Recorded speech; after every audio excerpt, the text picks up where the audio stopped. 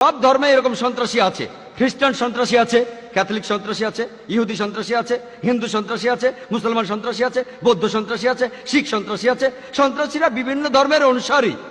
তবে বেশিরভাগ ধর্মই নিরীহ মানুষ হত্যা করাকে সবসময় নিন্দা করে। যদি আমরা জরিপ করে দেখি, যদিও আমরা জানি যে কোনো ধর্মই নিরীহ মানুষ হত্যা করতে বলে না, আর যদি আমরা জরিপ করে বের করার চেষ্টা করি যে কোন লোকগুলি সবচেয়ে বেশি মানুষ হত্যা করেছে, তারা কোন ধর্মের অনুসারী, 1 নম্বর পৃথিবীর যে লোকটা সবচেয়ে বেশি নিরীহ মানুষ হত্যা করেছে তার নাম কি? লোকটা কে? হিটলার। হিটলার গ্যাস চেম্বারে 60 লক্ষ ইহুদিকে মেরেছে। আর পরোক্ষভাবে দ্বিতীয় বিশ্বযুদ্ধে কত মানুষ মারা গেছে সেটা যদি শোনেন, 6 কোটি মানুষ। 1 নম্বর, সে কে? মুসলমান ছিল? সে ছিল খ্রিস্টান। জোসেফ স্ট্যালিন, তার আরেক নাম আঙ্কেল জো।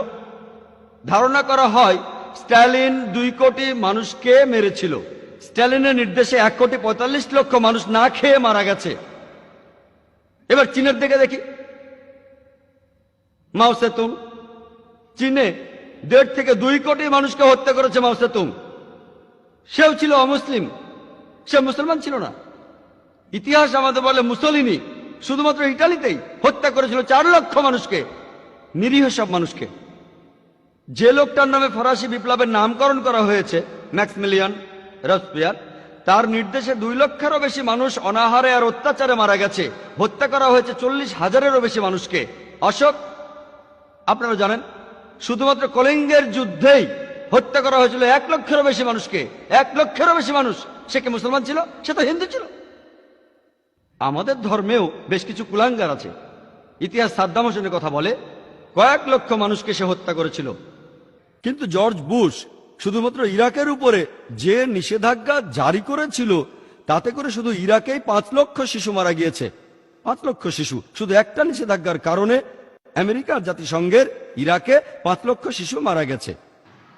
ইন্দোনেশিয়ায় মোহাম্মদ সুহার্তো, এই লোকটাও প্রায় 5 লক্ষ মানুষ হত্যা করেছে। তবে হিটলারের তুলনায় এটা কিছুই না, আঙ্কেল জোর তুলনায় কিছুই না, জোসেফ স্ট্যালিন, মাও সেতুংয়ের তুলনায় কিছুই না, গণচীনের। এদের প্রত্যেকের কাছেই মুসলমানদের সবগুলো হত্যাকাণ্ড একটা শিশু।